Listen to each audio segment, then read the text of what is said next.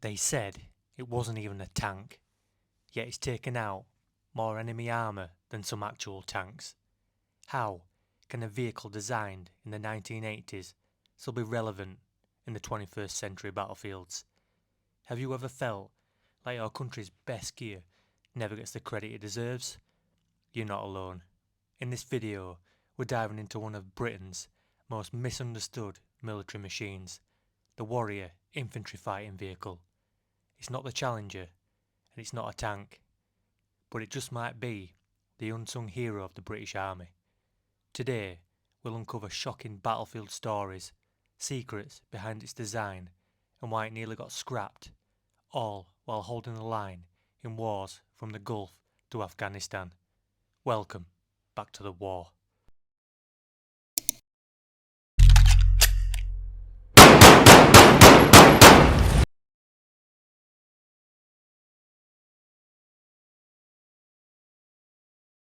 When the Warrior FV510 rolled into service in 1988, no one expected it to become an icon. It wasn't flashy, it wasn't a tank, and it certainly wasn't built to go toe-to-toe with enemy armour. But it was fast, it was reliable, and it could carry a section of fully armed infantry into hell and back.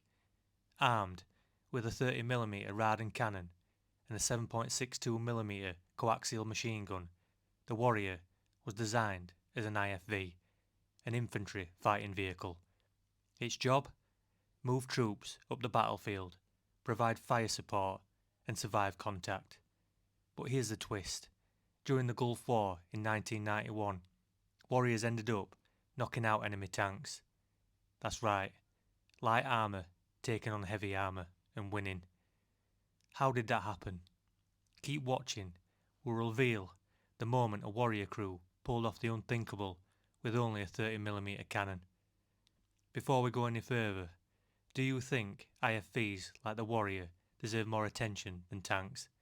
And if you served in or alongside Warriors, we'd love to hear your story.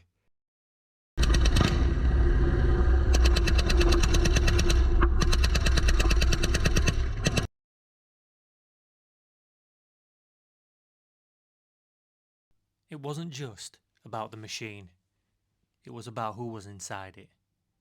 British infantry doctrine centred around mobility, aggression and adaptability. Warrior crews trained relentlessly to maximise their vehicle's strengths. That 30mm Radar cannon, it wasn't automatic. Each round had to be loaded by hand. Sounds primitive, right?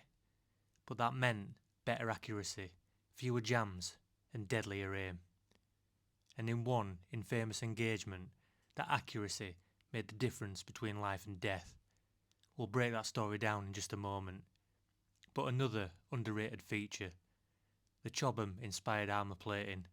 Not quite tank level protection, but a lot better than you'd expect for a vehicle this mobile. In Iraq and later Afghanistan, Warriors became the go-to vehicles for infantry pushes through hostile areas.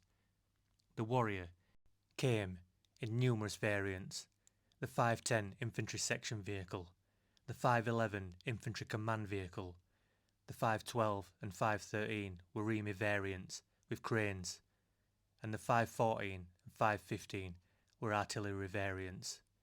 But one upgrade nearly ruined it all. Let's talk about the Warrior CSP programme.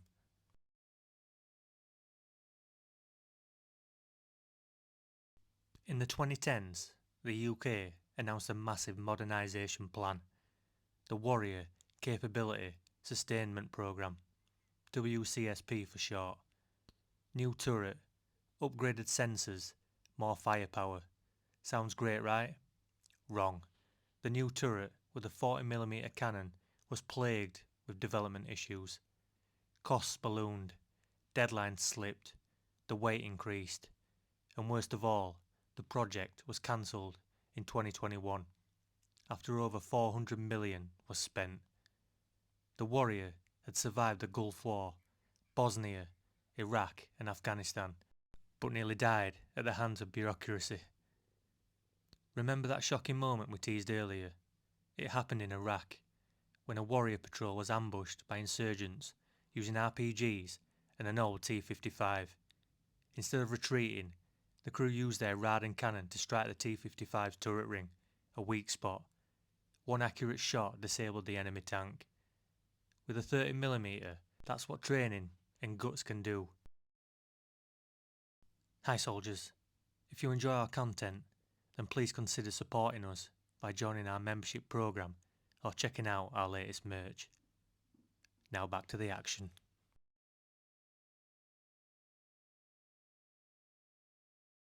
Let's talk strategy. Unlike other NATO countries, Britain's approach wasn't to throw armour at a problem. It was about combined arms tactics, using infantry, artillery and air support together. The Warrior fit perfectly into this doctrine.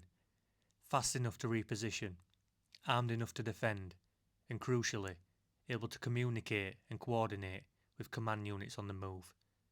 An example of this was Operation Telic, the British part of the Iraq invasion.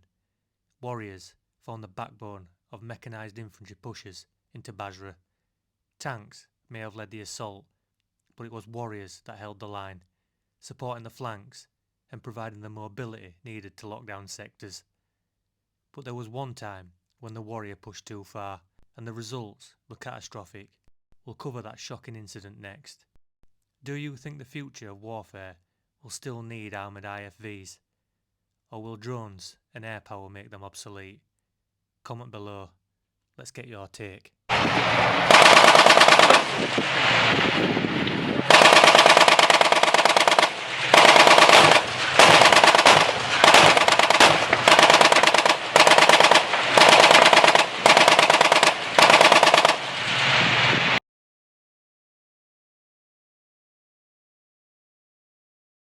In 2012, during heavy fighting in Helmand province, a Warrior was hit by a powerful IED while transporting troops.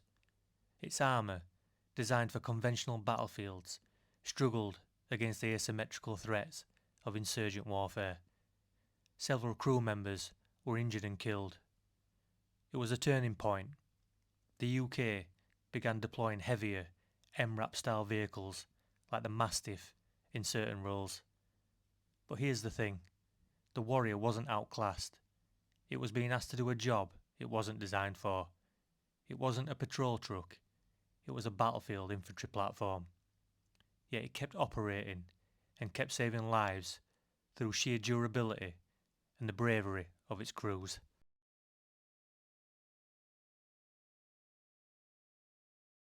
The Warrior was due to be retired in 2025, but this has been delayed until 2030, with over 600 vehicles still in service. But the British Army is shifting toward the Boxer modular vehicle, a newer, more adaptable platform. But ask any veteran who rode in one and they'll tell you, the Warrior got us in and it got us out. Its legacy is secure. From the sands of Kuwait to the alleyways of Basra, the Warrior proved that it's not always about firepower, it's about purpose.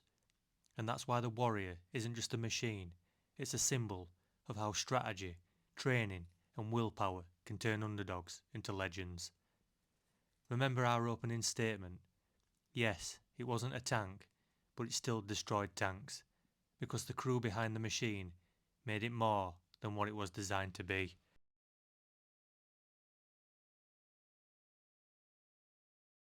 So what do you think?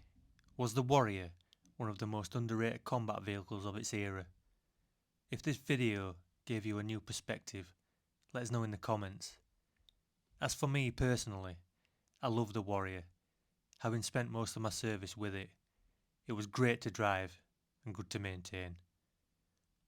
If you want more, check out our deep dive into the Challenger 2's combat history next, and see how Britain's actual tank compares to its underestimated cousin. 2 times enemy! Gunner! Get the gun up here! Gunner! Right, I'm loading again. That's fine, love.